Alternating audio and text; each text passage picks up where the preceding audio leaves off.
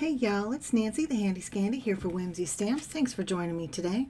So I started out by making these beautiful backgrounds. There's a video over on my channel, Handy Scandy's Crafty Ventures. It's listed downstairs.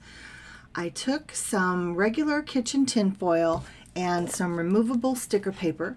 Then I put it in my embossing folder, ran it through my Big Shot, and I ended up with these beautiful embossed foil pieces. And then I played with some alcohol inks, and these are the backgrounds that I ended up with. But again, guys, I invite you over to my channel, see that process. I might even later in the week, I might have another video where I put together another card besides this one. So anyway, let's jump into this process. You can see that I'm actually making a shaped card out of this background. It was the last background that I showed you.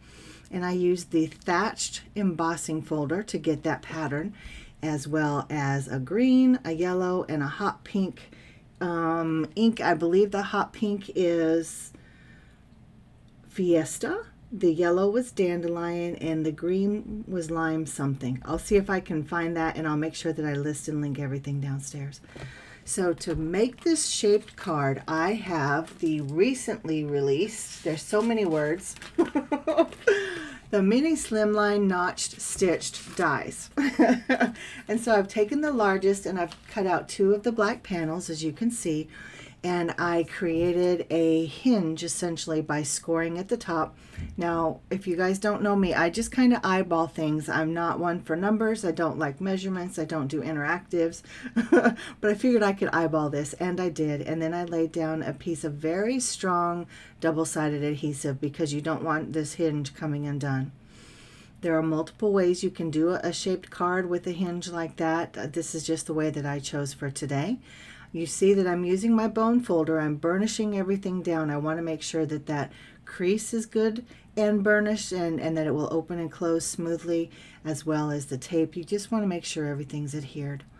So this white panel is cut from the second largest of the dies, and I'm not even going to say that whole, yes I am. Mini slimline notched stitch dies. That's the second largest. And I just cut that white panel so that there will be a place to write a message to the recipient. So just glued that down with some regular wet glue. I trimmed off a little bit at the top so that it would lay nicely in there, lined up my edges and the curves, and there we go. And so again, this panel is cut from the second largest of the dies as well. And there is actually a piece of kitchen towel stuck to the back of it. And that's a story for another time, but it's there and it adds like this cushion, almost like a quilting to it, and I think it's kind of fun. So again, I just laid it down with some wet glue and I stuck it up under my laptop to hold it down while it dried. And then here I am stamping out this cutest Pop and Child tortilla chip in the nacho cheese bowl, and it's just adorable. Now this stamp set is called Dad's Day. It was a new release on the 15th, and it's absolutely adorable. And so I've just pulled out some colors or some shades of my Arteza Everblends. These are not the Ultras, these are the Everblends. And I just have some of that bright green, the bright yellow, and that hot pink, and just coloring up the little Mexican looking bowl, as well as the cheese and the chips, and just kind of marrying the colors together, or marrying the image to the background by the use of color. So I did not have my entire coloring process on here because A, I'm not a colorist and this is not a coloring video, but also I'm still having trouble with having my hand over or right in front of my image, as you can see. And you don't want to just watch my hand. You want to, if you're going to watch the coloring, you want to see the coloring. So trying to be mindful of that and respectful of your time, and I just decided to cut those bits out. So I left that bit of white just so it gives the eye a place to rest, because that's a lot of color going on. And I'm just using some oranges, different shades of oranges, to color up this cheesy dip. And I just used some different beiges to color the tortilla chips, and I think this image is absolutely adorable. Now I did go back in with some green marker as well as some fine liners, and I made like some little some little pepper bits down in the cheese, and I think it's adorable. So I'm using the word adorable a lot. What do you guys think? Is it adorable? Use another adjective downstairs. Tell me what you think this card is. All right, and finally, these banner dies are absolutely adorable. There it is again. The Slimline Bunting Border Die Set. Now, I love this one. It's like a pennant.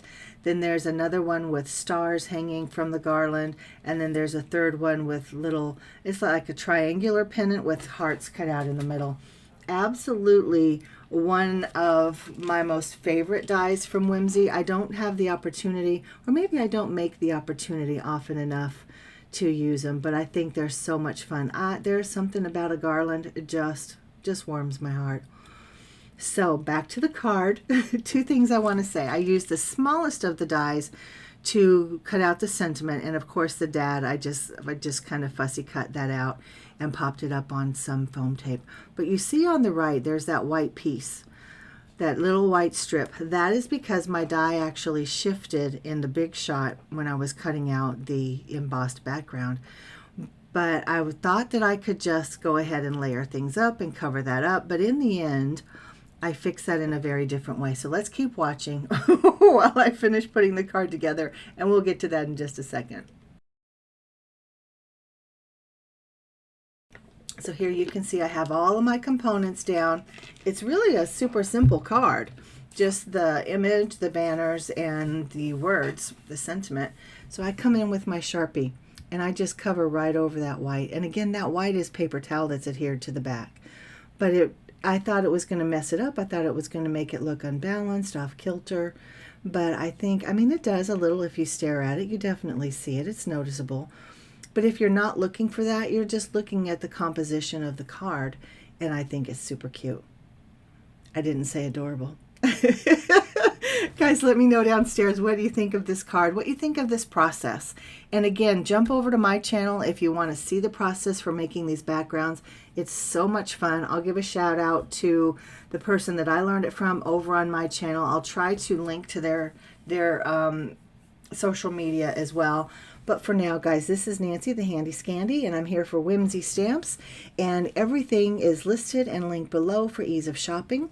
We'd love it if you would join us over on the Whimsy Stamps Inspiration Facebook page, as well as Instagram and Pinterest, and we just love having you. We hope that you will subscribe if you're not already a member of our Whimsy Crafty tribe, and until next time, guys, this is Nancy, and I'm out.